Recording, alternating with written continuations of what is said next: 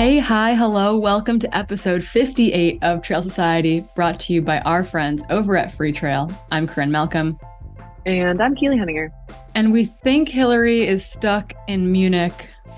TBD, she's in Europe somewhere. She just ran a 47K in Ireland, did some biking around, looked wet but relatively fun, and she's working her way back stateside. But Keely, you're also not at home right now. Where are you?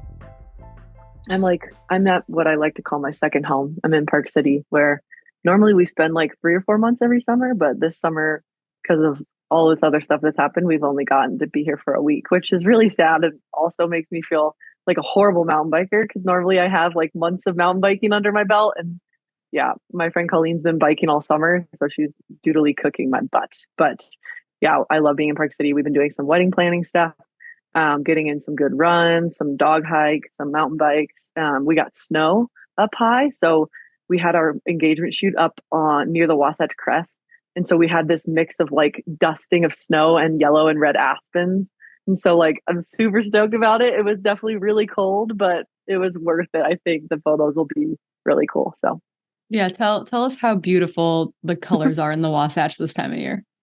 oh my gosh, it's next level. Like you go through these canyons and basically every tree is either yellow, orange, or red. And then the cool thing about the canyons like area is that all of the mountain slopes are like differentiated by yellows.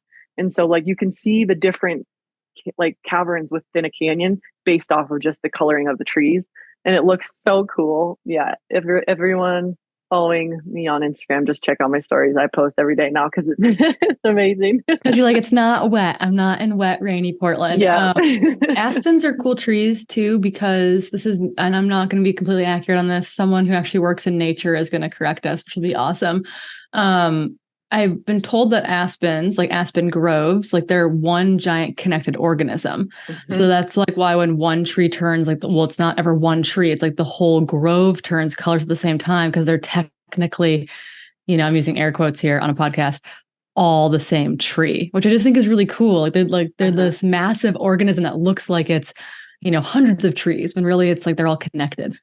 Yeah. No, I've heard that too. So I think there's at least some smidge of truth to that statement. Yeah. Is that a myth? Someone let us know about how aspens work, but they're phenomenally beautiful this time of year for that very reason, I think. Mm-hmm. Yeah. Sweet. So amazing. Awesome. We have, I guess the only update on my end is that when this comes out, I will be 2 days out from heading over to Kodiak to do the 100K there at Kodiak by UTMB. I've like done some good long runs. I felt amazing this weekend on my long run on the PCT, did like an easy 20 miler, felt so smooth and just like didn't have to think about it, like not forced at all.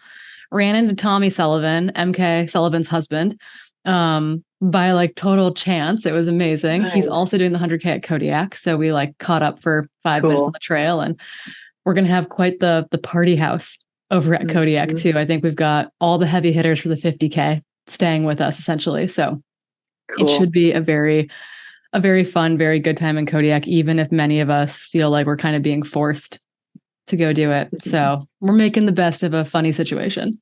Totally. Yeah. And I officially signed up for Thailand. So, yep. Yay, here we go. so Anybody who's raced Thailand or is going to race Thailand, you should DM me and we can talk about things because you guys can plan coffee. A little bit intimidating. Yeah. You guys can plan coffee excursions because based on what I saw from Worlds and then Hannah and Rich going to Thailand last year for Doi and Thinon, the like final UTMB race of the series, or before like the year ends, basically. It seemed really fun. It seems like there's a bunch of cool food in the area. Cool. It seems like you can bop around pretty easily. So hopefully you guys have a really good trip in December. Perfect. Yeah. Little pre-holiday send for both of us. Exactly. Okay. Before we dive into the news, because this is an amazing episode, we interviewed Sophie Power, who is a powerhouse, like very, very cool interview.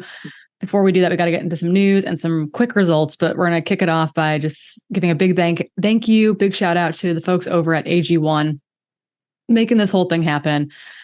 Really, and you guys hear me say this every other week because we're not an every week podcast. Truly, they've like helped make this possible. The the funding that we get from people like AJ1 allows us to do some cool things. And we're excited to kind of put that into practice as we head towards 2024. So watch out for some ideas brewing on the horizon. But if you also want to try out AG1, you can go over to www.athleticgreens.com/trail society. And there, with your first order, you get a free 1-year supply of immune supporting vitamin D and 5 free travel packs. So do it. Go over there. It helps us out. It helps them out. And by helping us out, we're going to get to do some cool stuff in 2024. We don't make any money off this podcast, but we're going to use some of that funding to do some cool shit. So don't go anywhere.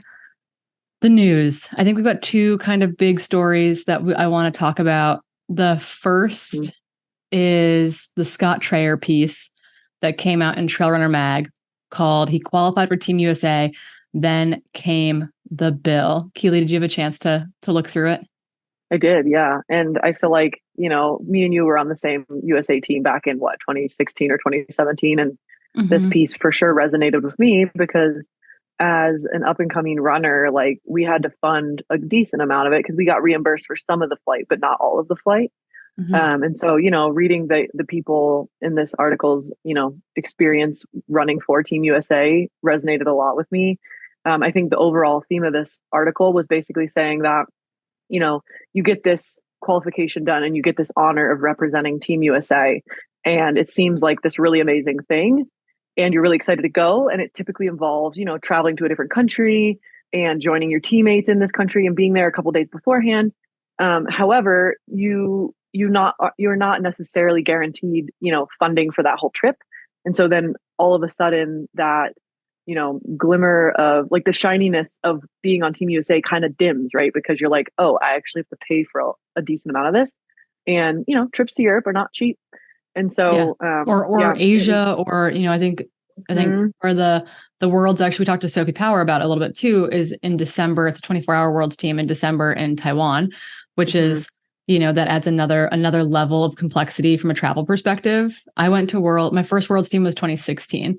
And I was unsponsored. It was my first year racing ultras. I got a spot because I won the US 50-mile championships at Cayuga out in Ithaca. And the only reason I could go, and it wasn't even a question, was because Ian Golden, the race director for Red Newt Racing and Cayuga 50, he put up airfare for both myself and the top male who's going to take his spot on the Worlds team. Cool. So that's the only reason that I could be like, okay, I think I can make this work, because he put up money equivalent. I think we double dipped. I think he gave us money for winning the championships, and then he gave us money to reimburse us for our airfare. So cool.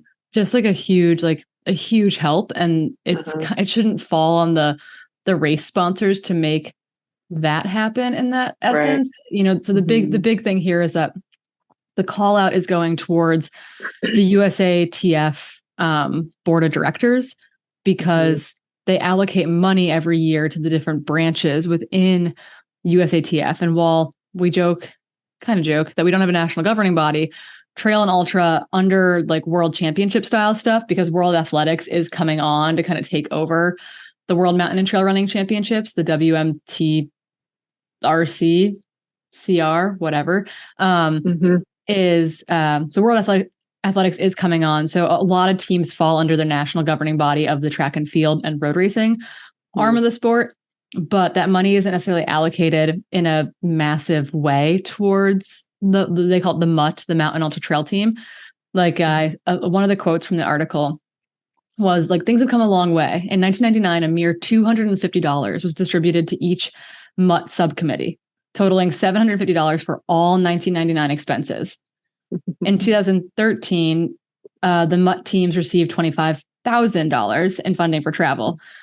This year, they received $83,000 was distributed across all the teams it sends to international championships for MUT disciplines. So that's not just the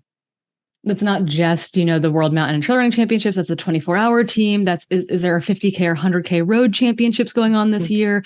That's NACAX that just happened up in Canada. Like there are a lot of, this isn't just, one championship team being funded a year. This is this is several disciplines. We had a 40-person team go to Innsbruck in June. Like, right. that's a lot of money and a lot of money that's not being paid for by sponsors, by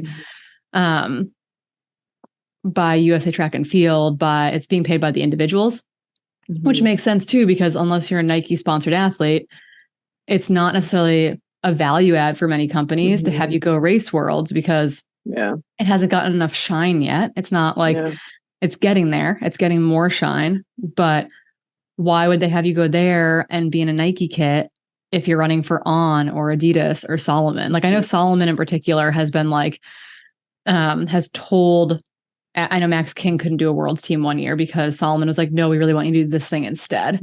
And I think Jeff Colt says that too in the article. My sponsor On was clear that they supported my decision either way, but they were more interested in me running Western states, says Colt. And rightfully so. There's a lot of media attention at races like States and UTMB, which allows brands to activate and get visibility for their logo. The support feels good as an athlete too, but it's not just better for the brand. Right. Yeah. And I think that's where the tricky part lies, is that, you know, when you do make a team, you're pretty much fully dependent on the USATF paying for you to go, because your sponsor most likely won't pay for you to go, or, you know, you're going to have to tap into, you know, your travel stipend that you're supposed to use for other races as well. And so it just gets a little bit tricky when, you know, it's definitely on USATF to get the athletes to the championship so that we can actually show up. And I think the cool thing that I've noticed is, like, obviously looking at those numbers you just read off, Corinne, they are adding money to the MUT fund without any push. Like, we haven't launched that petition until now. So that's really good. And then I do think because they've now made it a championship weekend where all of those disciplines race together, it is getting more hype. And I think sponsors are getting a little more excited about it just because it does get more publicity now. Yeah. And so while, you know, it still requires you to wear a USA singlet with a Nike swoosh on it, and potentially prioritize this race over another race, it is getting more, you know, more press. And also, you know, USA is showing up in a better space now. So, like, we can actually contend on that world stage. Yeah. And specifically, the event that we've been referring to a little bit is the World Mountain and Trail Running Championships, which does combine several disciplines into one championship weekend or week. That is moving to an every other year format as well, which aids the hype, and it aids the national governing bodies being able to probably put a little bit more money allocated on those years, or save money when it's not being used fully on other years. I'm hoping it's not like a spend it or lose it type of thing. Right. But Scott Trayer had to turn down a spot a decade ago because he couldn't afford to go. He has a decade later, he has made another world's team. And so he decided that this was the time to launch a petition that's going to be sent to the USA Track and Field Board of Directors, asking for more transparency on regulations that include things like the MUT discipline and how funding is allocated to the MUT side of the sport to fully fund national teams for World Championships events. So we're going to link the change.org petition in the show notes. But it's being covered well on Trail Runner Mag. We'll share it on our socials, etc. So go give it a gander. It's a pretty straightforward petition, and I think it's worth getting signatures on it, because I know athletes who, my personal thing is I'm not going to go into debt for sport. Like, I'm not racking up bills on my credit card to like hope that I get paid back at some point or I make it big, etc. That's always been like a rule of mine. But I know a lot of athletes who have done that, both in our sport and in like other Olympic disciplines. Like, no one's making money doing bobsled, et cetera, or speed skating. Like, not a lot of money being made there. So I know a lot of athletes who go into debt or who take a big financial hit every time they go to represent their country at a championship style event. And I think that that's not entirely fair. So besides having to do a bake sale or sell hats or whatever it is, it'd be nice just to have some of that Nike money that's coming into USA Track and Field allocated towards the athletes, because I don't think I think it's lining other people's pockets right now. Yeah. And it'd be really interesting too, like, you guys, if you know of other sports that have issues with this, you should reach out to us and tell us your story too, because I'm sure it's not just the MUT side of things. Like you said, bobsled, I'm sure there's a lot of other sports where people are breaking the bank just to represent their country. Yeah, in a big way. So we've got one other story to talk about before we talk about some results, and that's the Boston Marathon and the drama llamas. specifically, it's in regards to, there's a number of stories around Boston. There are some people saying that that the women's qualifying time is too slow. It's significantly slower than the men's qualifying time. That being said, there's still 14% more men in the race than women. So it doesn't matter. I would say that like the times should equate to whatever we can get close to a 50-50 field with. So I don't care about the women's qualifying time. I maybe it needs to be a little bit easier for different age groups so that we can get more women into the race. But I think a lot of the pushback has come because of specific brands doing some stuff this week that seemed like they were a little disconnected from the running community and the audience. And it came across, I think, as elitist and ignoring a lot of societal issues that present themselves in sport. People are going to say, separate sports and politics, separate societal things from sports, like let sports be sports, etc. That's not how the world works. We know that the barriers exist in a gendered space, in a racial space, in a body shape space, etc. Like those societal quote unquote, not norms, because they shouldn't be norms. Those things bleed into sports. So like, we're not going to try to separate them here. But Tracksmith was one of those brands that made one of those big oopsies this week. And the wider community held them accountable. Like I don't know, they haven't removed the post yet. I don't think they're going to remove the post. They've put up an apology post, but have not removed the original post. So if you want to go take a gander at the old comment section, it is fire. It is people standing up largely for each other, which I think is kind of cool. But there's some really strong messaging kind of throughout that comment section of like why this specific brand moment kind of missed the mark, including quoting, which I didn't see the initial quote being not allocated, but essentially the quote that they use at the top of their post of "This is not a jogging race" is from Jock Semple, the RD who is famous for literally pulling women off the course, not welcoming people into the sport. They're kind of like, oh, the 1970s, the peak of amateur athletics, which is on brand for Tracksmith because they're all, quote unquote, all about the amateur. But this brand launch was also about like a Boston qualifier registrant only singlet they're putting out. And I think that felt very, very not shameful, but leaning into elitism without necessarily celebrating the amateur, celebrating the people who put in a lot of time and maybe came up, 29 seconds short because you had to run faster than the qualifier to get in. Right. Have you spent any time wiggling around the comment section in there? I have. And I think it's a tricky scenario, right? I think why they got the most backlash is because they do typically try to resonate with the amateur.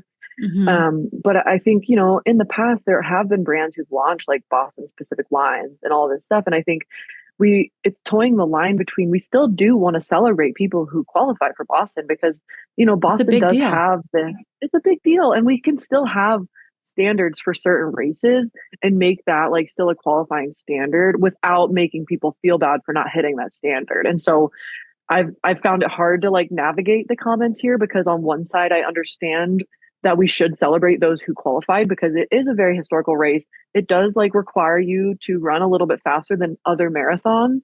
And so you do want to celebrate those people. You also don't want to, change your whole like view on those who don't qualify. And so it's tricky, right? Because you kind of want to celebrate both sides without coming across as elitist. And so it's really tricky. And I think, I'm almost a little bit, I'm happy for Tracksmith that they came out with a good response and apology. And I almost feel like it's at least a little more noble of them to keep the post up and be like, hey, we did this and it was wrong. And we're not going to delete it and pretend it didn't happen. We're at least leaving it up there. I mean, again, not the greatest, but I don't think it's the worst thing that they've kept it up and then apologized for it and then continued to keep it up as in like they're owning that they did do kind of a mistake. I don't know. That's my thought. Yeah. And they could have, turned off the comments. There's a lot of things they could have done, which we've seen people do when a pile on happens. And it can be hard sitting on their side of that and not reacting and letting the pile on happen and then figuring out how you want to approach it. It's super stressful. I think it just, and it's one of those things where it's like, not everyone gets to go to the Olympics. Not everyone gets to do X, Y, or Z thing. I think some of the phrasing maybe of like, you've put in the miles, the lonely miles, like you've done the hard work. And it's like, I know we're not going to give out participation trophies, but I think it's one of those things where it didn't celebrate everyone. And I feel like a race particularly, I mean, it's hard being a big race. You've probably been historically exclusionary without necessarily meaning to. And it goes back to that quote that we've used UTMB a bunch of being like, you can be a mirror, i.e. you can just be the status quo. And a lot of big races in their exclusionary tactics have been a mirror, right? It's like, well, women can't own a checking account. So why would they be able to run a marathon? Like they were mirroring society. Totally. But as a big race organization, you have the choice to be a mirror or the choice to be a door and welcome change and be the first to say, you're right. Like, we don't think XYZ thing is right. We're going to change this policy or that policy, or we're going to set aside these spots to make sure it's, representative, et cetera, et cetera, et cetera. Recognizing that there are societal barriers for a lot of people. People from underserved communities, people like women who haven't had, who take on the burden of housework and childcare and missing qualifiers due to being pregnant or postpartum. And I think when we don't create opportunities for those communities to get to start lines like this, like that's where those barriers become heightened. Totally. Yeah, one thing I found interesting is that I started diving into the historical data from the Boston Marathon just to see the percentage of women and male finishers, because they actually started showing the breakdown on their website after like 2008 or something.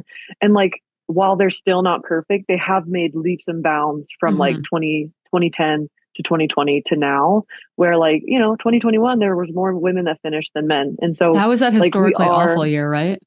Yeah, historically awful, which might but there were also more women entrants that year. So like in general, there were just more women in that race. But like, again, it's not 50-50 yet, but it's not like crazy off. It's probably like 60-40. So I feel they're doing better than ultra running. Exactly. Like they're trying. And so again, commending the trying, acknowledging that it's not quite enough yet, but at least they're like moving in the right direction. And maybe that is like keeping the standard the same for a little bit, or reserving those charity spots, maybe make those disproportionately open to females or minority groups, those who maybe can't hit that qualifier yet. Maybe like have that kind of like entry process for those charity groups be a little bit more diverse. Because being able to run a 6-hour marathon or make it to the marathon course in 6 hours is still a huge achievement. And I think to kind of round out this specific bit of news, there's another group, it's pronounced Pioneers, but it's PYNRS, Pioneers Performance Streetwear, took to Instagram as well. And they used some of Tracksmith's original language to kind of like tell a completely different side of the story. So it said, run your pace. When entries opened for the 1970 Boston Marathon, women were barred from entry. Just another chapter in a decades-long story of elitism and exclusion that still persists today. The BQ is just a time. Marathoning is so much more than that. It's the early mornings, getting miles in before work. It's leaving babies with loved ones or seeking out childcare. It's traveling to train. It's traveling to race. It's moving money around to register for events that you probably really can't afford. It's trying to trick yourself into actually believing that all you need is a pair of sneakers. It's worrying about your safety of an unknown route. It's thinking about your family, worrying about you not coming home. And it's knowing that on your best day, you will never be seen as good enough, but still showing up anyway. You aren't less of a runner. If you didn't BQ, you still run 26.2. And I just thought that that reminds me so much of Alison Dessier's Running While Black book and like talking about the historical implications of a lot of these races and like the racial breakdown there. So I just think it's interesting. If you don't read that book yet, give it a shout out. But I thought the Pioneers did a really good job with that. We have to quickly burst through some results before we get into our long but really excellent interview. with Sophie Power. So quickly, 2 big golden ticket races happened in the last 3 weeks, those being Nice Côte d'Azur by UTMB, kind of one of the final UTMB qualifiers on the European continent. We don't know if the women have taken tickets yet. They've got 2 weeks to decide. The winner was Eleanor Davis, took the win by almost an hour. Mario Likkonen, Finnish athlete, was second. And then Giulia Vinco of Italy took third. Again, I haven't seen confirmation that any of those women have confirmed acceptance of the ticket. I know it was like, so Eleanor or Elsie Davis, it was like her first official 100-kilometer race. So I don't know that she will be taking the Western States ticket or not. Would love to see it. Don't know if it's going to happen. On the men's side, only a month after UTMB, Jim Walmsley came back and took the win over his friend and good training partner, Simone Gosselin. They live in the same valley, the Beaufort boys. And they both accepted their golden tickets, which is very cute. Happy. Yeah. And third was Philipp Osserhofer, an Austrian athlete who I think had a hard day, but got the thing done. And it was really cool. Flip into the US real quick, because our last podcast came out before this race happened, but it happened and it was really cool. Grindstone 100K, which is the evolvement of the Grindstone 100 mile, becoming a bigger event, by UTMB event. The Calebs took home the golden tickets, being Caleb Olsen and Caleb Bowen going 1 and 2, with Justin Grundwald finishing a not too distant third. On the women's side, I'm super, super, super, super stoked about this. Lottie Brinks took the win just 6 minutes over Devin Yanko. Both claimed their tickets. And then Anna Fisher, who's a Salt Lake City gal, finished third. And then we have to give really quick shout outs to Mike McMonigal and Alyssa St. Laurent for taking the wins in the 100-mile race. I feel like we've been waiting for both of those athletes to like knock something out of the park, and they did. And we owe them all the cheers because they're both amazing humans. It's so cool to see Mike crush it when he has so much stoke and passion for the sport. And and he's been injured. He's just had weird injuries for a long time, and it's been a frustrating road for him. So excited to see him. And a little shout out for my athlete, Carlos. He finished in the top like 50% of the race in his first 100 mile. That's super cool. Crushed his goal and was like, just stayed sound in the mind and continued eating the whole time. And so very proud of him. Very cool. That's a good reminder. For those people who are doing UTMB World Series races who aren't just trying to get a stone, getting stones is sick. I'm going to Kodiak to get stones. Hopefully I get an auto qualifier, but I'll take the stones. I'll happily take the stones. I had an athlete who finished 6th in the Nice 115K. So didn't necessarily get a top 3 auto qualifier, but because she needed to score over a 660 in the UTMB index score to get an automatic qualifier for CCC. She scored a 663. So she got her email from UTMB saying, hey, here's your auto entry into next year's race. So just a reminder for people going to Kodiak, people going to Puerto Vallarta, people going to Doi Inthanon in Thailand, being top 3 or top 10 there, you can also auto qualify for next year. If it's a really competitive field and you're 6th or 7th or 8th, like it's very likely that you will still get a qualifier. So don't give up if you're sitting outside the top 3 in those races, because we're seeing athletes that are 6th, 7th, etc. Make the qualifier. So and you guys can all thank Corrine for that, because her group with the PTRA really pushed for the change in the UTMB, stone kerfuffles, right? Yeah, and I can't think of a better word for it. It's just for those of you too. This is kind of a select audience, but if you are someone who could probably get an auto qualifier, being say top 3 to top 5 at most races or top 10 at a major, but you are currently injured or have been injured or sick, or your calendar does not allow you to travel before the end of the year, or there's no race near you and flying across the world doesn't make sense either. Reach out to us, but you can probably reach out to UTMB essentially, and they will grant exemptions for people to do springtime qualifiers for the 2024 race. So that is out there in the world. Reach out to me. You can slide into my DMs if you're a person that falls into that category, and we'll get you connected to the right people over at UTMB. Final thing that we have to give a shout out to, because it was freaking cool. Spartathlon, the 153-mile race from Athens to Sparta. Camille Herron and Fotis. Oh, I've had to say his name on the UTCT live stream, and I don't have my cheat sheet with me, but it's Zissimopoulos. a Greek athlete. They both won the race. Camille finished third overall. She was the first woman to ever break 24 hours. Second and third this year also broke. Yeah, second and third this year also broke 24 hours. Okay. They went out super hard, and Camille actually let them go, which is so cool. I saw that. I was so impressed. Yeah. So impressed. And she came back running 22:35, breaking the record by 2+ hours. Crazy. Amazing. Like this is a performance of the year style performance from Camille, I think. Like 160-mile race at 8:40 pace or something. Yeah. Insane. Like so good. Such a smart and well executed race as well. Fotis took the win and broke a course record from Giannis Kouros, who is like one of the all-time greats at timed events and this style of race. The old record was 2025. Fotis ran a 19:55 this year to take the win. And I think he won by like 2 hours or something as well. Wow. So really, if like the temperatures were just really good this year, or if we just got better fields? I mean, I think part of it's probably super shoes. I think two super shoes aren't going to take 2 hours off of a time, but they are definitely an advancement from what we've been running in, a decade ago. This race is 40 years old. So that all tracks on my end.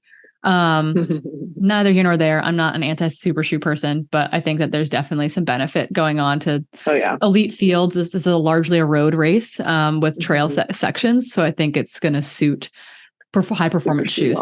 100%. Yeah. Okay. Cool. We have to give one more ad shout out, and that is to our friends over at The Feed. They're all our friends. I don't know if you know that.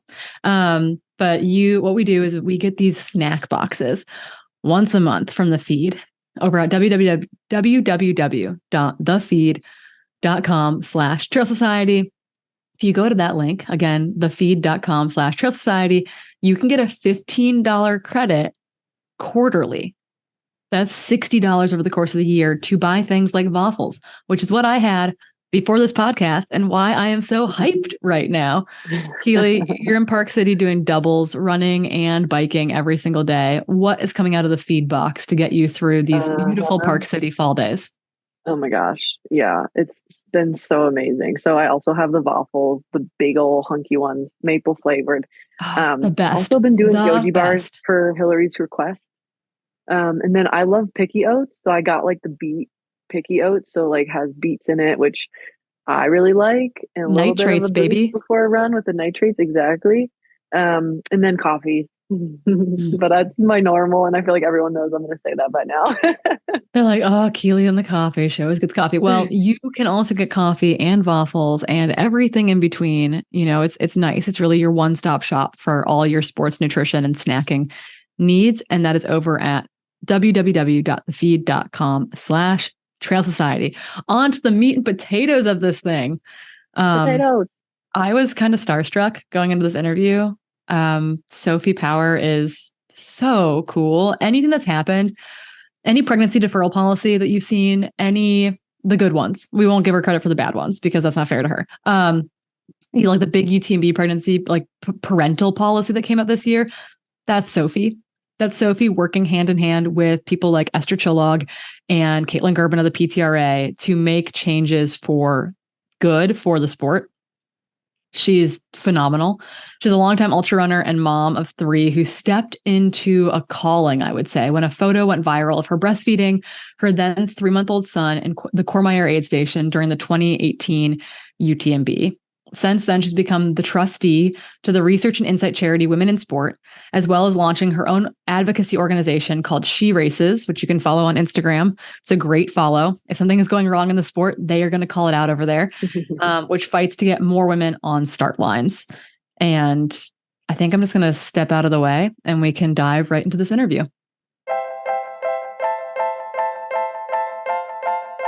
Sure. Hi, everyone. I am Sophie Power. I am an ultra runner and more importantly, mum of 3.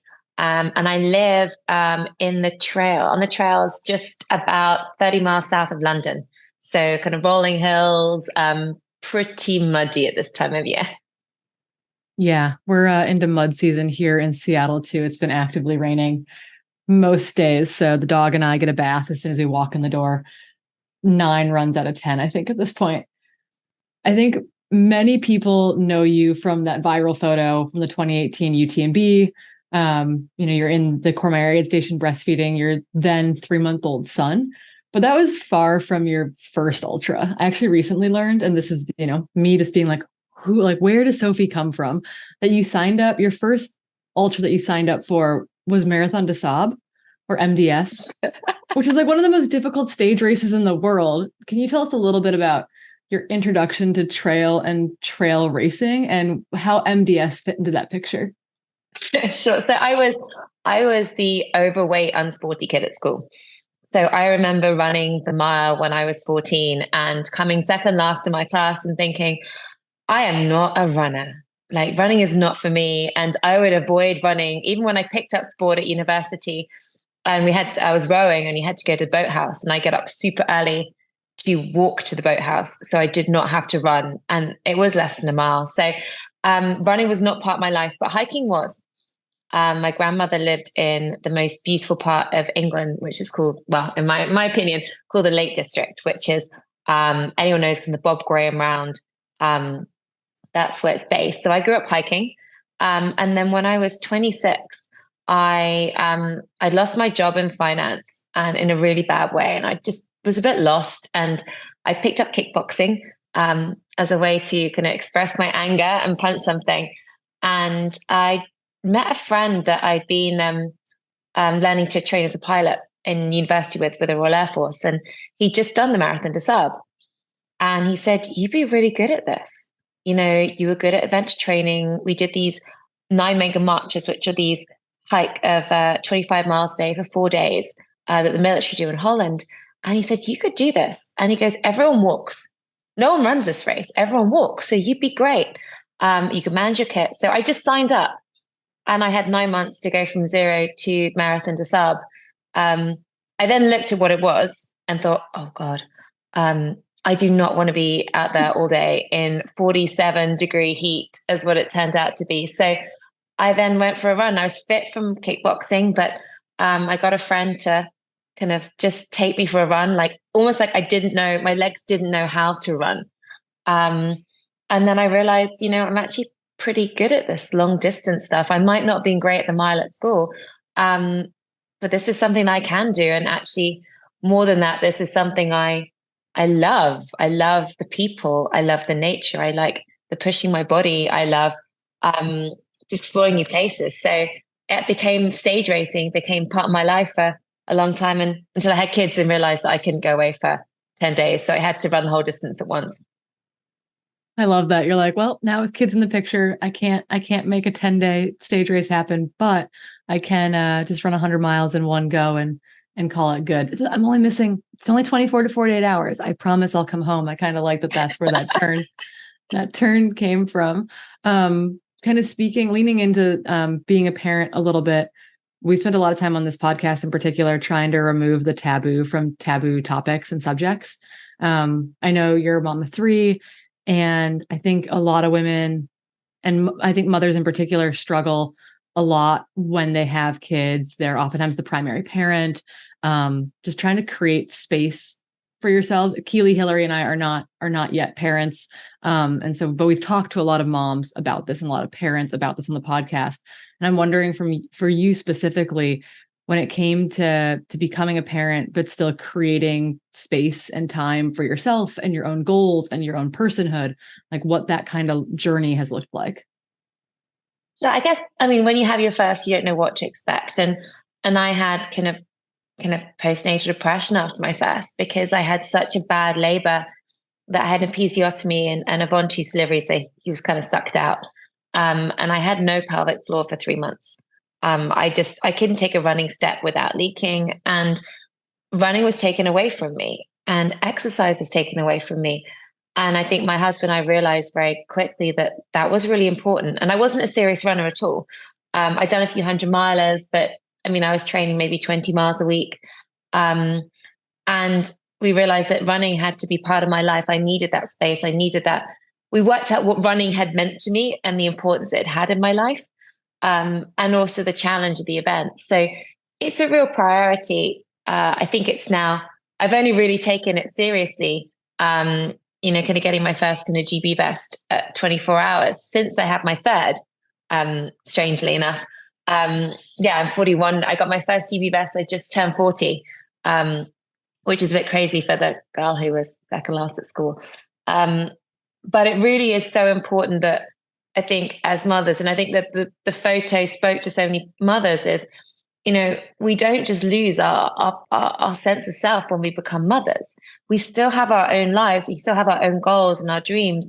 And I know that I'm such a better mother to my children by having these dreams, by pushing my body, by setting, there's my goal and these are my steps towards taking it. And if I do this, then I'm going to get there. I think it's a great example to set. And I often speak to a lot of dads who kind of, mums don't ask for that time after they have babies. And I think mums need to have the confidence to say, I deserve that time, and actually I'll be a better mother, and dads being there to support them. Yeah, I think that goes for kind of parental existence in general. I think a lot of the weight falls to moms or falls to the female caretaker time and time again. But, as a coach working with men and women, many of whom are parents, like there's definitely something to be said across the board as parents of trying to make time for yourself, because it makes you a better parent, a better employee, a better boss, a better partner, etc. And for those who don't know, a GB vest means that you'll be representing Great Britain at the 24-hour World Championships. That's coming up in December, right? Yeah, it's in Taiwan. So it's a long way away from home. And it's funny, the British, so there's only 4 in the British female team, and the 6 in the men's. And our WhatsApp little group, the first thing we worked out when it was like Taiwan and we'd be selected, we're all mums. And the chat was, how are we going to sort our childcare? And there's lots of dads in the men's team. And we're pretty sure that did not get mentioned in their WhatsApp as kind of on selection. So it's a week away from home. So it's a bit of a juggle. And I'm trying to get loads of brownie points with all my mum friends by doing play dates and everything. So I can redeem them when it comes to the championship. Yeah, Keely and I do that with dog care. We don't have to do that with child care quite yet, but I'm all about redeeming the brownie. I'll watch your dog this weekend if you'll watch my dog next weekend. The calendar's already been lined out for the next 6 months of who's taking our non-children, but our very turns out it's harder dogs. With 2 dogs though. Ooh, yeah. The brownie points are harder to get with 2 now. You're like, oh man, somebody 3 is 3. Don't think about 3. It's I kind of it's really easy for my friends to give me that kind of, when they have an only child, it's like I don't even notice an extra child in my household because there's 3 and it's just screaming anyway. But I can never really get rid of my 3 at once. So right. it's multiple directions. Yeah, it's going to be a fun few days for my husband. Yeah, I do love that you're yeah, I don't think that was the first question being floated in the men's WhatsApp team chat of okay, how have you sorted childcare for this trip? Because that is a big concern. I think that's kind of an interesting reflection of probably our society broadly, outside of ultra running even. And we'll talk a little bit too about barriers to entry in a little bit. And I think that is definitely top of mind for many women in the sport, for sure, as a barrier to getting back on the start line. You mentioned after your first pregnancy that you experienced kind of this total loss of pelvic floor, which it sounded like, I listened to an interview and it sounded like that was a kind of a surprise coming out of pregnancy number 1, of just being I had no idea that I had a pelvic floor, that this thing was going to happen to me. And so obviously education continues to evolve for mothers and for for mother athletes in particular. And I'm wondering, from your own personal experience here now, having gone through pregnancy and giving birth 3 times, kind of how that education has evolved, both for you maybe personally, but also broadly for active moms. Oh, and I think the world's changing really quickly on it. I mean, I guess I wasn't on social media really at all before that photo went viral. So I wasn't, which is a good thing because I didn't know what was normal for a mum to kind of give up her hopes and dreams when she gives birth, even though it shouldn't be. And I guess I didn't know any of the pelvic floor, prolapse, anything really. And no one tells you. My midwife never once brought it up that this could happen, that I could do things to prevent it, that I could strengthen myself, what to be prepared for. And I think it's now much more openly discussed. I mean, I had a prolapse after my third, and I didn't know what one of those was either, and have had to kind of manage it and strengthen up, and it's improved so much. But yeah, it's a real taboo topic. I think most mums, and even women who kind of haven't given birth kind of leak at some point, and on the trails. And so many people come up to me and say, it's great you're talking about it, because it's a really difficult subject, but there are so many things that can be done. My physio, she's called Emma Brockwell. She actually wrote a book called Why Did No One Tell Me? Because I wish I'd read that before I had babies. I think I still would have had the babies, but I'd have been, more kind of forewarned about it. But it's and the same thing for like exercise during pregnancy. There is research is only just starting, and it's coming out really strongly that when you exercise during pregnancy, it's great for your physical health, your mental health, and it's also great for your baby too. So a fit mom has a fit babies, and it's really exciting that hopefully we can start changing the narrative around exercise in pregnancy and mother athletes to show that, you can keep your fitness during pregnancy, and you can, continue as an athlete afterwards. And it's great in the Olympics, you see so many kind of women, kind of mother athletes with their babies. It's just, I think it's starting to change things for the rest of us going in. So it's really positive. Yeah. And I think, I know for me personally, anyway, I've got a bunch of really good examples right now in my peer group in the sport of trail and ultra running. Keely and I have a really good friend, Rachel Drake, who is almost about a year out from having her first child, and just like getting to see women do it. And I think that goes from the front of the field to the back of the field, right? Like having that, I've seen another mom do this. I've gotten to witness this person go through this thing, experience the full paradigm of being pregnant and giving birth, and have gotten themselves kind of back to the trail. And I'm wondering, I'll ask this question again, kind of phrased a little bit differently later on, but now kind of postpartum 3 times, like, is there something that now that you wish, like specifically that now that you wish you knew going into pregnancy number 1?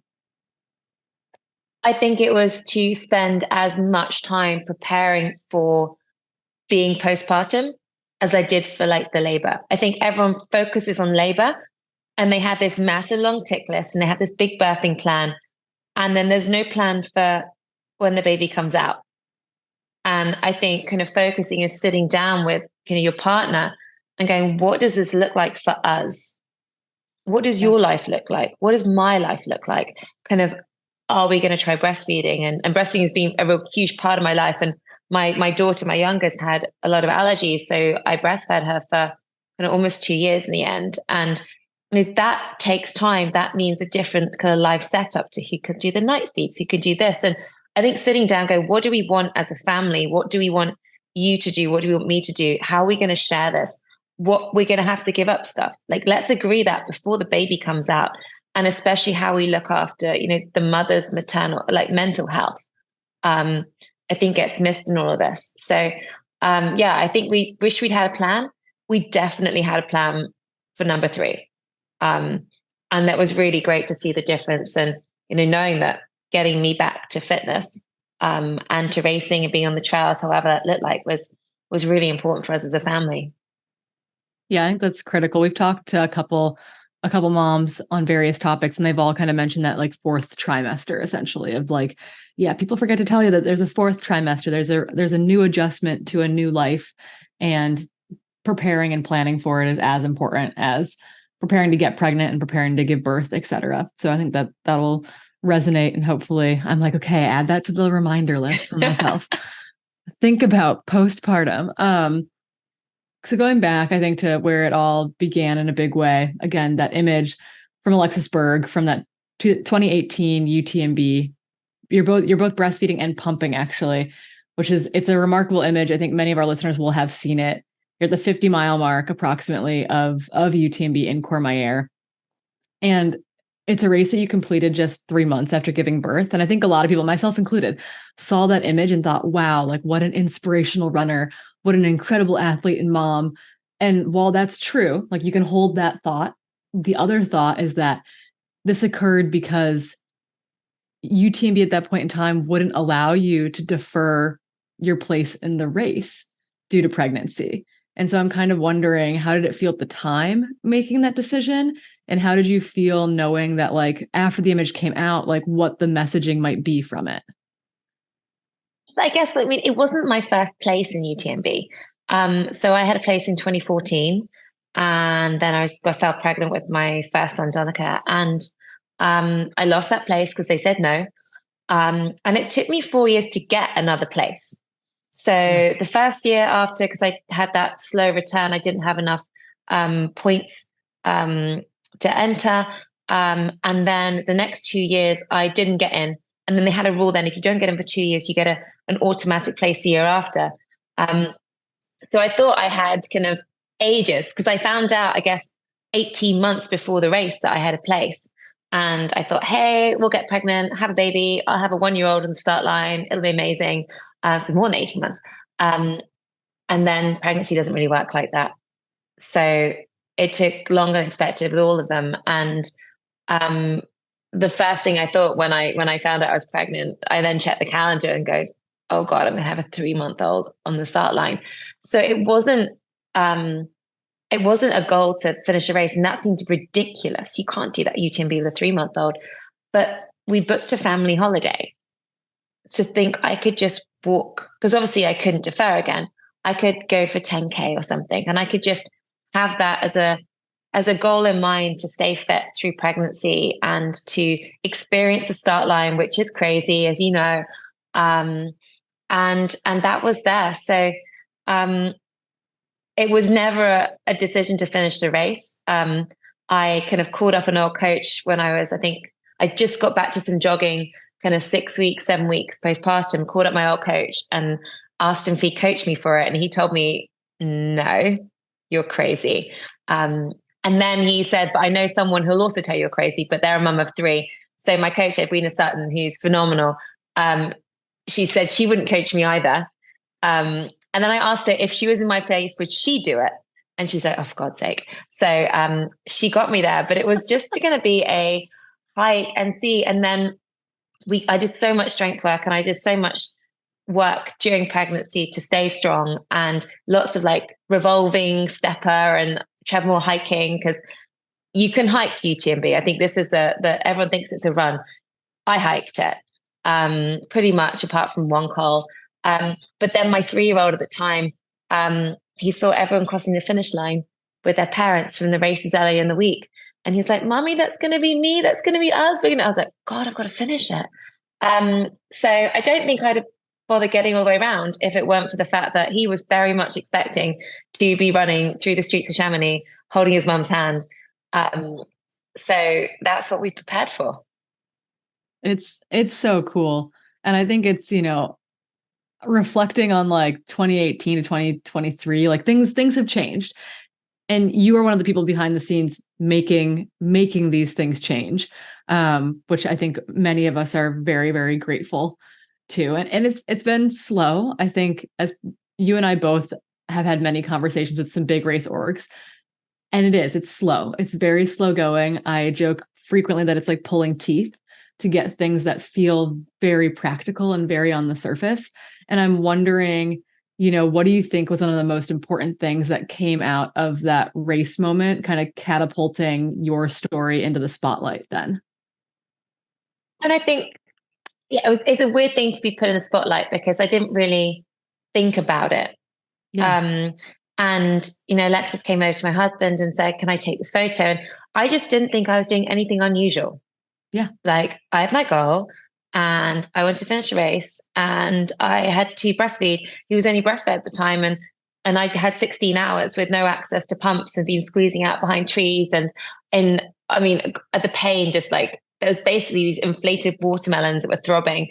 So I didn't really think about it until I saw the photo. And then I just hoped that not another woman would have to go through what I went through, and they would be able to be on that start line when they were fit and ready. And I just thought UTMB would see it and go, of course it makes sense to have pregnancy deferrals. And we know that didn't happen. Not yet. but a lot of other events did. And I think Western states, I think this was the time they put it in, and it was publicized around the world. And then I went on to have to talk about pregnancy deferrals and kind of have some organizers to work with. So London Marathon said no to some women, and managed a campaign for them to get the good for age. And then what I think I realized was pregnancy deferrals, that women are different from men. We have babies. And I think that's where, and we should be encouraging, those women back onto start lines, because we know that, the children's health and the children's kind of activity levels are linked to their mothers, not so much their fathers. Dad who goes out on a 5-hour cycle on Saturday doesn't have the same impact as them seeing their mum kind of go running and they're on their bikes alongside. So I think understanding that it should be a right for women to have these deferrals. And then I took a step back going, do you know what? It's not about pregnancy deferrals. There's so many barriers to women being on a start line. But that's often when I talk to a race and I want them to, I'm sure I want them to adopt the SheRACES guidelines. I want them to be more inclusive of women. Pregnancy deferral is the first way that it's so obvious that we're different from men. And then once you open that door, then you get to have the conversations about all the other things that would make a race more inclusive to not only women, but actually everyone on that start line.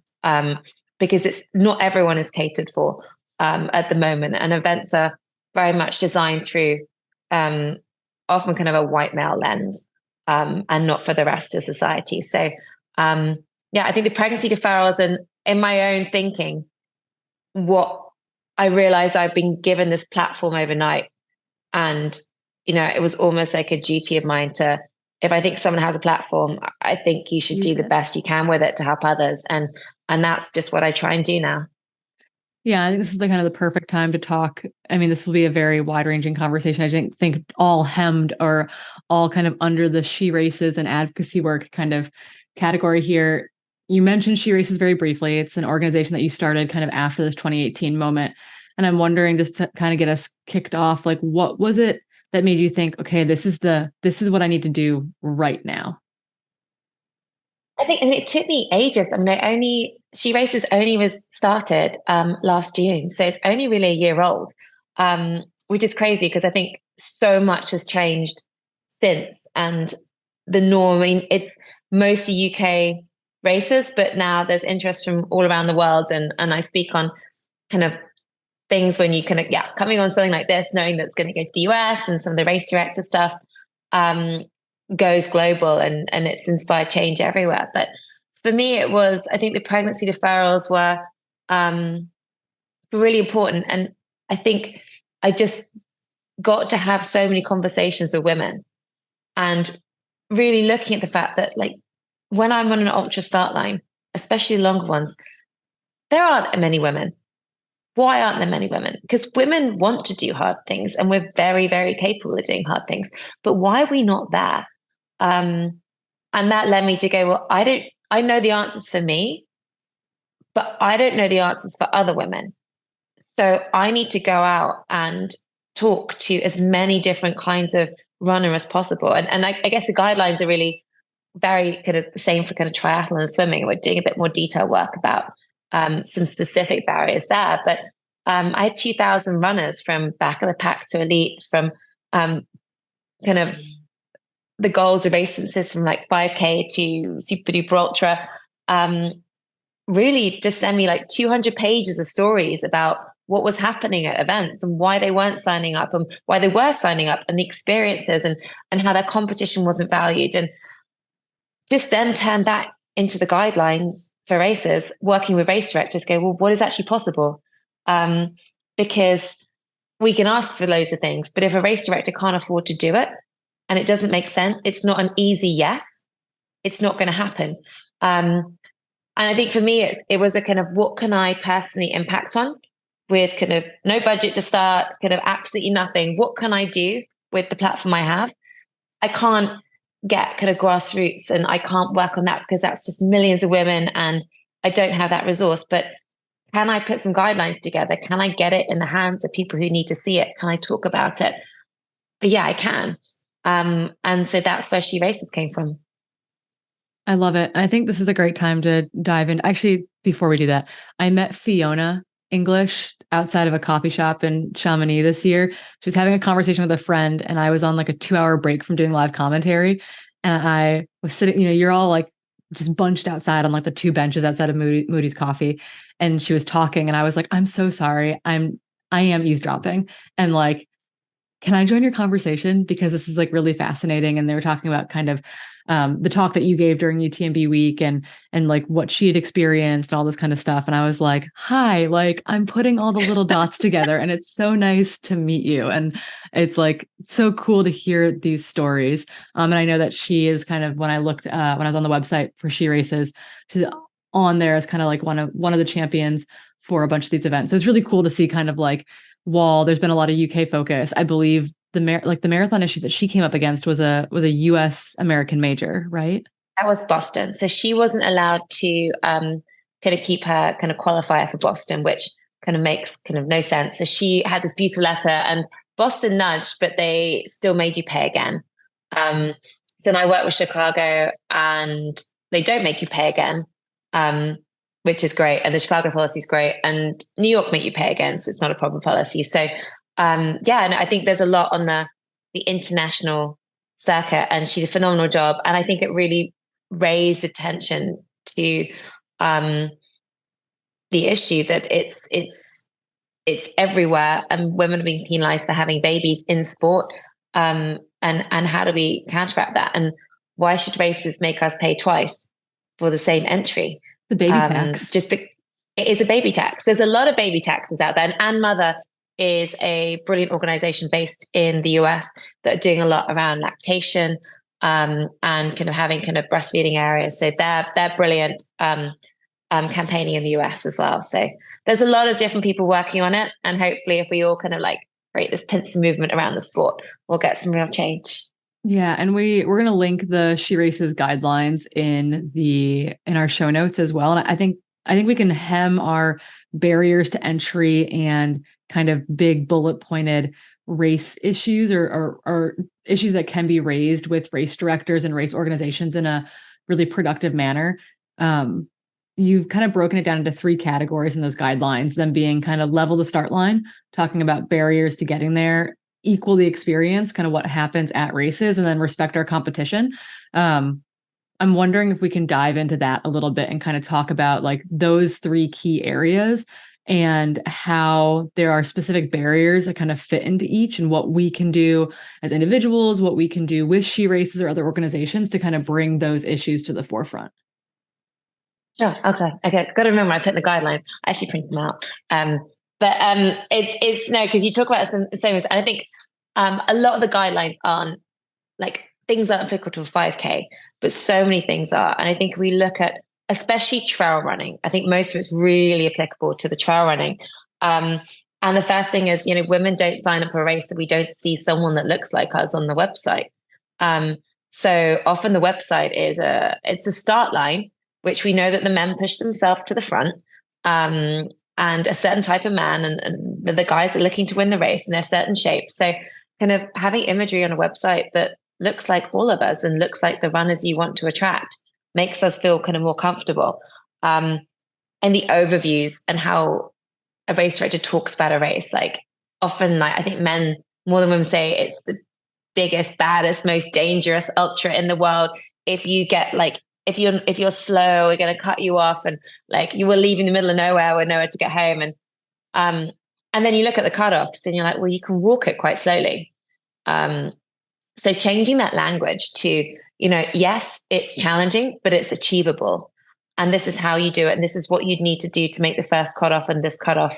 I think the same thing with the navigation, looking at the terrain, like really explaining what it is. And I loved, I think one of your last podcasts, you talk about kind of map reading and the trail, like how we get more women comfortable out with knowing what to do. The more logistical information that race directors can show, I think kind of 60% of women like really wanted more logistics about how it's going to work.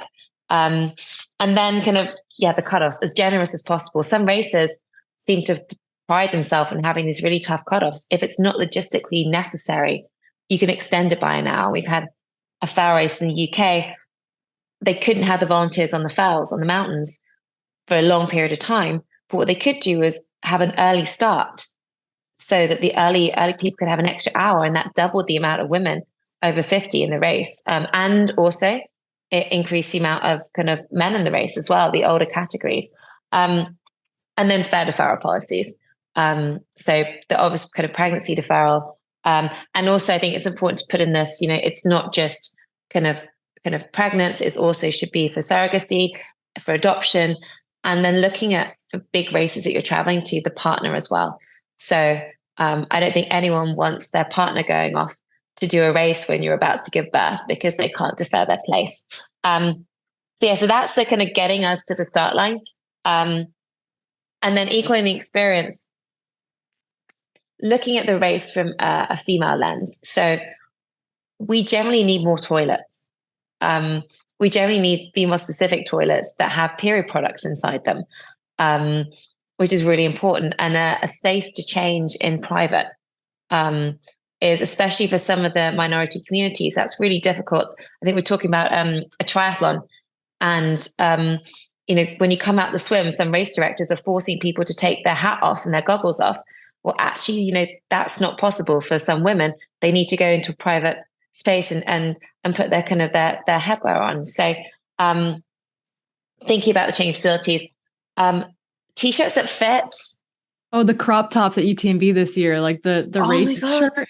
Even the elites don't like them. Crop tops, and my DMs got flooded post UTMB about this because because they were crop tops, people sized up when they grabbed their shirts. And so we had a listener write in who had requested a size large. They were out of larges when she got there because everyone had sized up to a large because it was a crop top.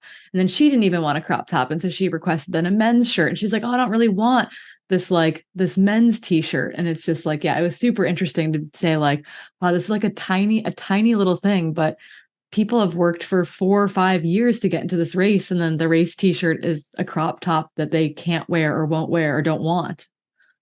I tried on all my race t-shirts when I was 37 weeks pregnant, and I made a reel of it. And they all fit beautifully at 37 weeks pregnant. It turns out a men's small is me at 37 weeks pregnant. And it's not, you feel so devalued as a woman in this, but it's also really bad for the environment because all these race t-shirts they're never going to get worn and they're going to landfill. We'd rather not have the t-shirt in the first place. So we love kind of trees, not teas, or kind of charity donations as an alternative. But if you're going to provide a prize or a goodie, it's got to be equally valued to a woman as a man. And I think kind of, yes, the t-shirts. Everyone's wardrobes are full of these t-shirts. It's like, what do we do with them now? You can make them into like teddy bears now and things. So I might have to do that. But the rest of safety is the other kind of big one. I guess. And this is where I learned so much talking to women, their stories, and really thinking about our safety, where the race is starting, where the race is finishing, how we're getting home, on course, anti-harassment policies. So kind of calling out to people, this is behavior that we don't accept, on course, navigating. So if there can be people like to do a recce beforehand, so offering that up so we're more familiar with the course, and things like taking people off start lists if they're not comfortable being on a start list, without question, taking women off finisher lists, or allowing an anonymized name. We had a really sad example where a woman was wearing a chakra and she'd been on a start list and she had a violent ex-boyfriend intercept her in the trail in the middle of nowhere. It's these things that, kind of, when you can tell race directors are like, I'm not doing this admin. And then you explain the reasons why. And then like, oh, of course. So having photographers that are going to be in the middle of nowhere with women, there's a probably American version, but we have a DBS check, which is a check on their background. You've got a man in the middle of nowhere with women running past. They've you've got to make sure that that man is safe for the women to be around. So it's a bit serious, but it's really important, especially on the bigger races. And then I guess having something on the website where women feel they can ask for help. So saying, if we haven't covered something and you need some extra help, let us know. So if you're breastfeeding, and you want just somewhere to sit, like when I've been pumping, like there's not even been a chair available. And I'm like, what do I do? Or just a private place, kind of encouraging us to ask, because women just don't ask. I mean, I did a race. I didn't ask on the race. I had to kind of carry my own pumps around and things because we just don't feel we're able to. So the experience, really thinking about through a female lens, and a lot of that is just as women giving feedback to race directors, but also the race director actively seeking out that feedback and saying kind of, I want to know what could I do better? Because if we're asked, we will tell people what they can do better. Otherwise, we'll just discuss it in forums. Yeah, they should want that information instead of us like having to go and correct them. They should want to put together a fair, equitable start line and race experience for all their participants, size, shape, gender, etc. And they do, because I think we forget the races are generally businesses and they need to make money. They can't be afford to have a loss. And when you have women that are being kind of kept away from the start line, and you can find a way to not only get more on the start line, but actually make women want to come back and make the experience better for every single runner. Who wouldn't want to do that if it was kind of free to do? It makes no sense. And then I guess the last point is kind of equally valuing our competition, which has been a big one recently. And it's not just about equal prize money. So people think, well, I've got equal prize money and I've got equal categories, so that box is ticked. It's not just about the prize money. And I think kind of we saw at UTMB with kind of amazing commentary kind of on like, let's cover the women's race. Let's cover the women's race. Being so important on giving the visibility to female athletes in the race, kind of the preview, women's preview, men's preview. There's 2 races going on. Every part of it, I think it's like on the track, we watch like the Olympics, like there's the women's 10K and the men's 10K. There's 2 races. You imagine you mix them all in together and you suddenly have that women's race lost. And so really actually thinking about how do we separate out the races, making sure that the women's winner has a tape. I mean, it's small, but it is really meaningful in terms of how we're being valued and how those athletes can then have that marketing exposure that they can go to the brands and get, better contracts. So we can get more female elite athletes in the race. So kind of working with UTMB and kind of Esther Silag and Kate Gavin at Freetrail runners, which I work with and on a lot of the changes UTMB put in. And that was a really big one. Equal spots in equal car passes. I think you mentioned it on the podcast, but equal car passes, brutal. Equal spaces on the front line. Like we chatted through how you can separate the front of the race and have a space for women, so that we can see. Like I'm not up there at the front of UTMB. I want to see those women that are fighting for that prize. I want to be inspired by them. If they're hidden in the pack, I can't see them. Yeah. And like the women's race has been taught essentially that like the men's race is the tactical race and our race is the time trial, because we're lost within that kind of men's competition. And some of us probably benefit from that, or benefit. I mean, like tactically benefit. We're like, we're lost. You don't know where I am. I will come back after mile 60. But we want, we want to be able to show that. And I think that, our DMs are flooded with that kind of thing of like, dads and moms with daughters at home who ask, tuning into Western States or UTMB, like, oh, can girls do this too? Type of thing. And you're like, oh my goodness, yes. And like, we need to show them that thing. I'm wondering, this kind of goes into us talking about like, we're actively working for all these things and maybe not always sharing about all the work that's being done. And I guess to kind of start that off, I love the pushback we get. And by love, it's kind of like a love-hate when we're talking about, okay, we're only 8% of the start line in a 100-mile race, maybe up to 20% at some of the quote unquote, like good start fields where we have more women involved. And then we'll get pushback that says, well, maybe women just don't want to do those races. Like, what do you say when you hear that? Because we hear that all the time. I say that if you look at, so for SheRACES, we have the guidelines, and then we have something that races can be accredited. And for me, it's a way to say, can a race directors commit to a minimum of the guidelines? And I'll read them out. It's really very, very little, but it's the kind of important stuff. So it's kind of diversity of imagery, equal prize money, review your toilet facilities, pregnancy deferrals, no harassment tolerance, communicating and enforcing it, asking for feedback from participants, and making all the commitments easy to find. So really, really simple. Just basically, it's a philosophy of we value kind of women at our races. And so what that does is they can then kind of sign up to it completely free. We'll put the logo on our website. And so women can go to the website and see that if they were looking for a race, they know they're going to be equally valued there.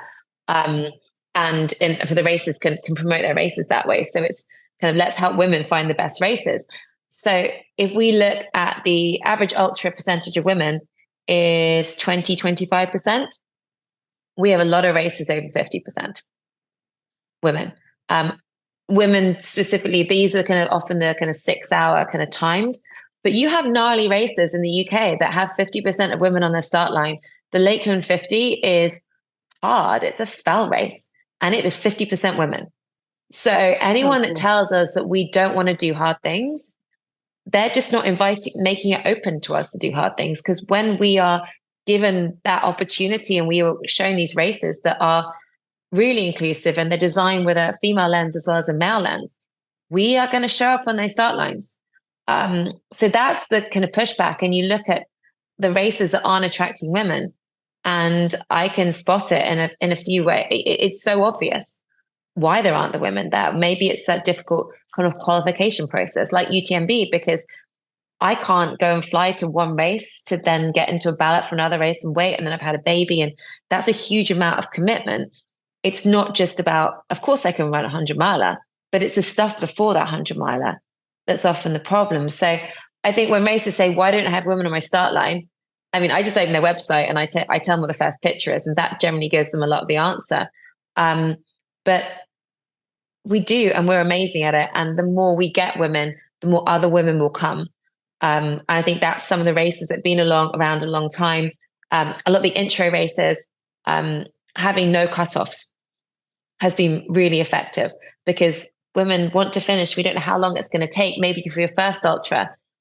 We also have this amazing event next year in the UK called SheUltra, which is sold out so quickly, 500 women doing an ultra.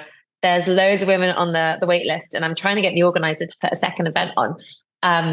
So I think we do want to do hard things, and I think that's really been debunked. And I think if race organizers support us, we can get many more women on these start lines.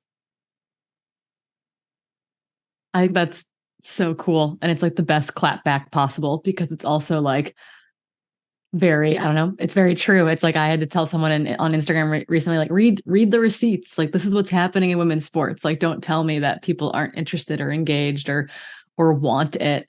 But it's still kind of an uphill battle over very logical, oftentimes very easy things to accomplish. You've done a lot of really good work with SheRACES, along with, you mentioned Caitlin Gerben and Esther Chillog from the PTRA. When it comes to working with some really big race orgs, I'm wondering if there are a few things that you're most excited about when it comes to either work that's been done in the last year or work that you're actively hoping to achieve in the next year. I guess I feel in the last year things have changed in that when I started kind of SheRACES and kind of put it out there and had some kind of help us, women would come to us saying, this race isn't great, and this is what happened in this race, and this is an issue we're having with this race. And then there's a lot of resources then for generally me to email the race, go, hey guys, this doesn't work, and this is how you can improve. What's happening now is that women are being empowered by, I think, the guidelines, having something saying, this is what's right. And they're going straight to the race rather than coming via SheRACES. They're being empowered to speak out and say, this is what I deserve. I'm paying my money. I'm going to be on the start line. I deserve this equal experience. And I deserve for women to kind of have our differences taken into account, because we're not the same as men. There's a lot more men that find it easy to kind of pee in front of everyone than we do on a start line. We're just plumbed differently.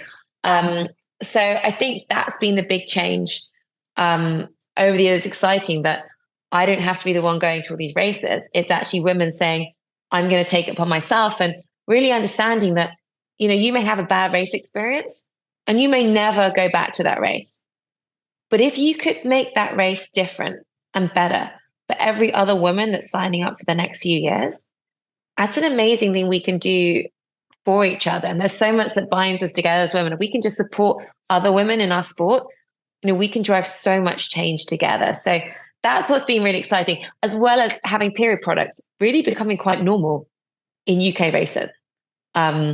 And seeing them in different ways. And we're trying to I had a really funny conversation with a guy's like, I just don't know what they are. I don't know what tampons, what would I buy? How would I do it? And we might put like a guideline for men who have obviously like never seen a tampon before, as to what to buy, how to put them, how we dispose of them.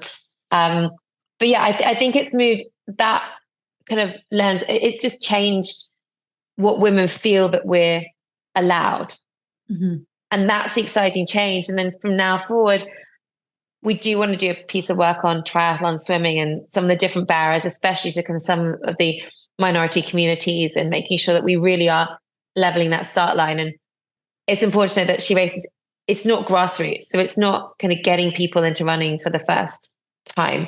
It's kind of who is running, getting into start line. So, but I'd love to really understand a bit more about the people that haven't been on start lines. So the women who run or swim or cycle, but they've never entered an event, because I guess for us, we believe in crossing finishing lines as giving us that kind of strength in the rest of our lives. And we love an event, and it brings us together. And for a lot of mums, I guess having that event makes them take the time to train. And actually it's the training time and the time in our heads that is what we really need, rather than that medal. So it's really exciting, and it's really small, and it's bit crazy how much has changed in a year, but just really excited to move things forward and work with more partners, and get more women on start lines. Yeah, I think that's definitely one of our goals with Trail Society too, is to kind of hopefully break down some of those barriers, remove the taboo from taboo topics, and kind of welcome everyone in. And I think when you work in the inclusivity space, I know that we've gotten our pushback on the podcast, pushback on personal projects that we've been working on. And it's this kind of, you aren't trying to help all women. You're just trying to help women that look like you. And we try to recognize our privilege all the time on the podcast whenever we can. Like, we're 3 white women hosting a podcast. We can't speak for everyone. And I know that I was looking through your Instagram recently, have also kind of had to sit with that and figure out okay, what am I doing? Could I be doing something differently? Could I be doing more? Am I doing more? And I'm wondering, how do you kind of reckon with that day in and day out, or when you're working on these big projects? Because it is something that I know that we have to remind ourselves too, we're working for all women, and it can oftentimes, if we don't address it or speak fully to it, it can feel like we're just working for for us, for white women, for example. No, absolutely. And I think I'm a doer rather than a talker, I guess, is what you said. And I think it's true. I think very little is shared on Instagram and socials about what kind of we're working on and who we're talking to, and everything behind the scenes is kind of very, very busy. And then there's just a post on Instagram every now and then. And I think, and someone said, this is only for women like you. And it's like, well, actually, you've got no idea. And so the first thing is, I think I've learned to, unless someone's in the arena fighting, I'm going to leave that criticisms aside, because unless they're doing as much and they're engaging and they're driving change, I've got to be careful about, people can say anything. And there's lots of people that go, we really need this. We really need this. And it's like, yeah, no one's disagreeing. But what are you doing about it? Yeah, how have you driven that change?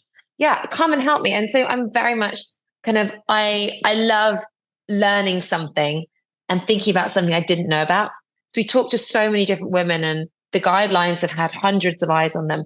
But every now and then someone says, and there's an amazing lady called Bianca, and she's starting to work with us on triathlon. And she's just got this win with a triathlon in the UK because the swim caps wouldn't go over her hair. Her afro hair. She said, I couldn't get a swim cap on, so I just couldn't be in the race because you've got to wear the swim cap. And it was just something I'd never thought about. And it was like, this is amazing. What else have I not thought about? What else can we put in the guidelines? So triathlon's like a whole new world because you've got all this gear and all this stuff. And I did it a long time ago, and I just like the simplicity of running. But I think kind of understanding there'll be criticism, but unless that person is actively committed to making things better for women, then I think kind of it's more important to park it and to really focus on doing and making that change. But I've learned to maybe do kind of more podcasts like these, more kind of talking about what's happening and really inviting people to comment and to kind of give ideas, like constructive ideas of what we can do. We just want to make things better for women. And I think when you have the right kind of North Star, then you can sleep at night pretty well. And social media can be challenging, but it shouldn't stop us from keeping going. And I think for me, it was a while, I was like, should I do this at all? Kind of, why am I doing this? And it was like one person or two people. And I was like, no, you can't let those two people who are kind of criticizing you stop you generating positive change for kind of hundreds of thousands, even kind of, I guess, millions that are going to be in these races with better conditions for women. Yeah. Yeah, I feel that in a big way. Sometimes it's noise. Sometimes it's really, sometimes it's noise. Sometimes it's valuable information, and it's kind of discerning the two of like what's going to be productive versus what needs to be couched for the time being. And I guess kind of to kind of round that out too at the end, where can people find you or find out more about SheRACES specifically if they want to get involved? Sure. So the guidelines are on SheRACES.com, and our Instagram is she.races. So follow us on Instagram, send us messages, hello@SheRACES.com. But yeah, have a look at the website and definitely kind of, if you see something that can be improved in a race, please tell the race director and please kind of send them the guidelines so they have a document they can just follow and put it all in place. So I've got the World Championships for 24-hour in Taiwan in December, which is all of my focus at the moment, and pretty scary. And then do you know what? Next year, I don't know. I'm not a great trail runner. I mean, I'm not a technical trail runner, and I stop at every view and take photos. So I'm never going to be very competitive. I think I'd love to go back to UTMB next year. I put a ban on doing their races until the pregnancy policy was in place. And it's a phenomenal pregnancy policy now. They've really listened, and 5-year deferrals, kind of they refund you, and then they give you the opportunity for 5 years, which is, I think, the best there. So I'd love to go back. I'd love to race in the US at some point. I'll be in the Western States ballot again, and try and get in. That was difficult. Like pregnancy, didn't have a qualifier. I'd love to experience an American aid station, I think. So hopefully that will be on the cards next year. But I think it's just enjoying, I think, pushing boundaries. I'd love to try kind of a 200. My daughter's still young. She's still 2. So at some point get everyone out to the States. But just enjoy running and seeing if there are things I can do that can raise awareness for SheRACES, or kind of just show kind of mums of 3, or kind of that, it's your athletic career doesn't stop with motherhood, and you can still do great things, and we can all do hard things. I love it. Absolutely. I will say we don't use soda streams in the States. So if you are a big fan of bubbly water, our aid stations typically don't have it. We don't in the US or UK either. Like I think that's a French thing. Just a European thing. Got it. Do you have Coke? Do you have Coke though? Yeah, normal Coke, just straight up. Oh, that's fine. Coke. I just need Coke. That's fine. I'll be fine.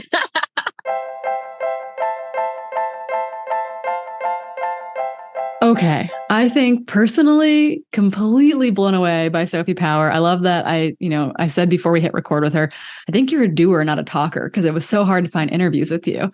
And she kind of, by the end of it, I think she agreed with me as well, that she really is a doer. And I am so grateful that we have people like Sophie in our sport trying to make it better for all of us.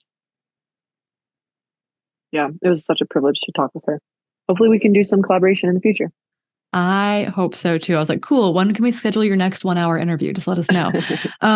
Keely, did you have anyone reach out to you about trail vocab?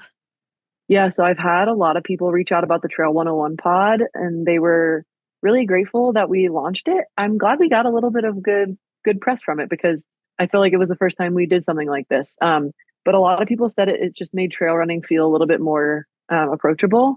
And so, that's our goal with everything, is to make this stuff feel like anybody can do it. And so, keep sending us those DMs. The vocabulary, I feel like, not in particular, I feel like people thought it was funny. And I agree, because some of the words just don't really make sense. You don't hear them in the day to day. And so I think we'll keep it going. I know that like Freetrail is going to kind of get behind that and start some bigger things that hopefully you can talk through, Corrine. But yeah, thanks for all the messages around Trail 101. Yeah. So Ruby Wiles is coming on to help us with some content. She's going to be one of our kind of regular contributing writers. And she is working actively on a very cool, I don't know if we're going to call it the Trail Encyclopedia or the Trail Vocab, but it's going to be a ongoing article on the website that continues to get updated. And so she's currently working on that right now. And I'm really excited to watch that list grow with our own vocab and with vocab from you all. So keep your eyes posted on the website. That will come out, I think, probably in the next couple of weeks. The other thing I wanted to give a shout out to this week was we put out a piece by Hannah Bellis, who is one of my favorite writers. I hope she's listening to this and hears me say that, because she really, like, her writing is truly a gift. She approached me early kind of in her public writing career when we launched the website. She's like, I write a blog and I think I'd like to write more. And her voice is really, really, I think it resonates with a lot of us. And she's writing for us and for Trail Runner Mag some. But she put out a piece this past week called It's Okay to Care. And it's about, like, no matter where you are in the field, it's okay to care about doing bad or doing well, or, pushing back against this idea of like, it's just running. I'm laughing because it's a dog party at Keely's house now and all the dogs are giving her kisses. I hope you're watching this on YouTube. Okay. But in the piece, there was one paragraph that stood out to me in a big way. And I just want to read it to you to hopefully encourage you to go over to the Freetrail website and look for the It's Okay to Care piece. And it goes, for anyone who's experienced unrequited love, you may remember that caring for someone puts you at risk for deep pain. For others in long-term relationships, you might understand that caring for your partner involves unpleasant emotions, fatigue, and grind just as much as happiness. We don't love just for fun, despite the many enjoyable moments we experience as a result. We love because we've decided that someone or something matters. Such a thing becomes worth the time and effort. And then she goes on to say that she's currently in a long-term relationship with trail running, and it might honestly be unrequited love, and that it's uncomfortable at times, but this unlikely relationship brings her immense happiness and satisfaction. So I think the piece will resonate with many of you. I would encourage you to go read it over on the Freetrail website. And that is going to be it for our Society Slam this week. Continue to slide into our DMs, slide into the Trail Society Instagram page DMs. And until next time, we'll see you on the trails.